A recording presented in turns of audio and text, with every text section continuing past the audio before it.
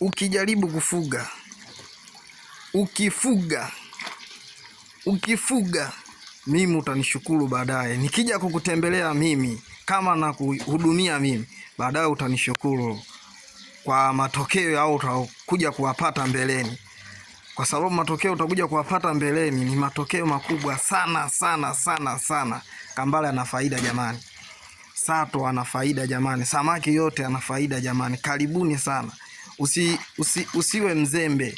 Hakuna kazi ya kufanya, Jenga kabwawa kadogo, ujaribu kidogo uone ni kuwekeka samaki wako wachache, lakini ukijaribu, ukivuna, baadaye utatamani kujenga mabwawa mengi sana. Wengi sana wamefanikiwa kupitia mradi wa samaki. Maelfu ya watu wamefanikiwa kupitia mradi wa samaki. Jamani, huu mradi huu jamani, mimi siwezi kuuacha.